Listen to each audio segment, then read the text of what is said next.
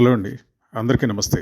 నేను దిలీప్ కుమార్. మనం cost of construction సిరీస్లో building construction up to first floor roof level expenditure details right from the beginning మనం అన్ని తెలుసుకున్నాం. Due to hectic work schedule I couldn't make it on time. But మన building progress అయితే already 2 స్లాబ్లు complete చేసుకుని స్టైర్ case head room కూడా complete అయింది.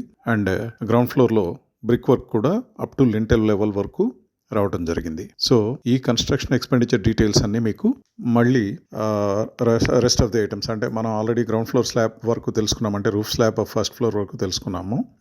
So ఇప్పుడు మళ్ళీ అగైన్ మనం ఫస్ట్ ఫ్లోర్ రూఫ్ స్లాబ్ గురించి కాస్ట్ ఎక్స్పెండిచర్ ఎలా అవుతుంది ఏంటి అనేది ఫస్ట్ ఫ్లోర్లో తెలుసుకుందాం. దీనిలో ground floor roof slab casting అయిన తర్వాత వెరీ నెక్స్ట్ డే మనం క్యూరింగ్ స్టాక్స్ అవి బిల్డ్ చేసుకుని సైడ్ సెంటరింగ్ రిమూవ్ చేసేసుకుని క్యూరింగ్ స్టాక్స్ ప్రొవైడ్ చేసుకుని 1 డే మామూలుగా వాటర్ స్ప్రింకిల్ చేసుకుంటూ నెక్స్ట్ డేలో కంప్లీట్గా వాటర్ పాండింగ్ అనేది చేయటం జరిగింది. అలా చేసిన తర్వాత we have allowed slab for curing about 15 days. But the curing progress అనేది ఆల్రెడీ జరుగుతూ ఉంది. ఇన్ ద మీన్ వైల్ మనం ఏం చేసామంటే కాలమ్స్ మార్కింగ్ చేసుకుని స్టార్టర్స్ వర్క్ అనేది చేసుకోవడం జరిగింది. సో ఈ క్యూరింగ్ స్టాక్స్ మరియు కాలం మార్కింగ్ ఈ వర్క్ అంతా చేసుకోవడానికి అప్రాక్సిమేట్లీ మనం ఒక 10,000 రూపీస్ వరకు ఎక్స్పెండిచర్ చేయడం జరిగింది. దాని తర్వాత మనం స్లాబ్ హైట్ 12 feet అనేది కన్సిడర్ చేసుకుని చేస్తున్నాము.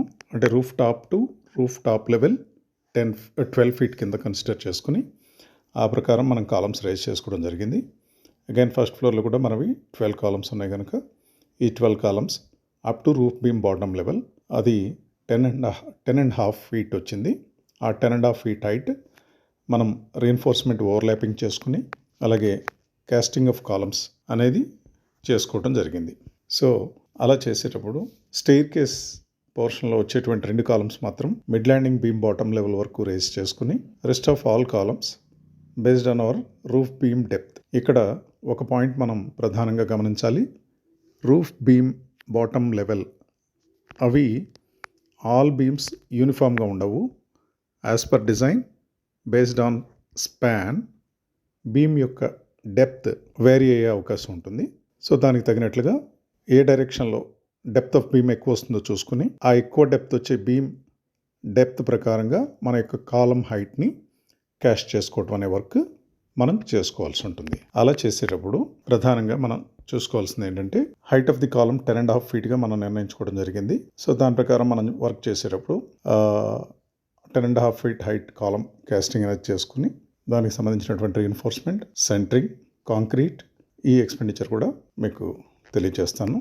Steel for reinforcement 675 kgs casting up to 67,500.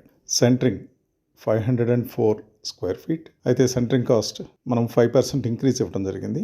Ground floor లెవెల్లో 40 రూపీస్ ఇచ్చాము అండ్ ఫస్ట్ ఫ్లోర్ లెవెల్లో వచ్చేసరికి 42 రూపీస్ ఇవ్వడం జరిగింది పర్ స్క్వేర్ ఫీట్. సో ఆ ప్రకారంగా 21,168 రూపీస్ అయింది. RCC columns concrete quantity 3.35 cubic meters వచ్చింది. దాని యొక్క వాల్యూ 23,450. అలాగే పైన ఆ కాలమ్స్ కాస్టింగ్ అంతా అయిన తర్వాత గన్నీ బ్యాగ్స్ ప్రొవైడ్ చేశాము క్యూరింగ్ పర్పస్. ఆ గన్నీ బ్యాగ్స్ ప్రొవైడ్ చేయడానికి ఒక 4,000 రూపీస్ ఎక్స్పెండిచర్. అలాగే casting of columns and miscellaneous expenditure all put together about 10,000 rupees అయింది. 8,000 + 2,000 10,000 రూపీస్ అయింది. సో ఓవరాల్గా 1,45,118 రూపీస్ అవటం జరిగింది. ఈ 1,45,118 ఏదైతే అమౌంట్ ఉన్నదో ఈ వాల్యూని మనం ఓవరాల్గా మన స్లాబ్ ఏరియా అంటే మనం కాస్ట్ ఆఫ్ కన్స్ట్రక్షన్ యూజువల్గా డివిజన్ చేసేది total built-up area of the building base చేసుకొని మనం కన్సిడర్ చేస్తాం కనుక మన యొక్క డూప్లెక్స్ హౌస్ టోటల్ ఏరియా అంటే ground floor, first floor and second floor all put together 3,200 square feet అనుకుంటున్నాం. ఈ 3,200 square feet area of the slab consider చేసుకుని అంటే ఓవరాల్ ఎక్స్పెండిచర్ మనం తీసుకుంటున్నాం స్క్వేర్ ఫీట్ వైజ్ కనుక ఆ విధంగా మనం డివిజన్ చేసుకున్నట్లయితే 45 రూపీస్ పర్ స్క్వేర్ ఫీట్ అనేది వర్కౌట్ అవ్వడం జరిగింది ఫస్ట్ ఫ్లోర్లో columns rising up to roof level. మరిన్ని విషయాలు మరో వీడియోలో మనం తెలుసుకుందాం. సెకండ్ ఫ్లోర్ రూఫ్ స్లాబ్ కూడా ఎంత అవుతుంది అనే విషయాలు కూడా మరో వీడియోలో మనం తెలుసుకునే ప్రయత్నం చేద్దాం. Thank you.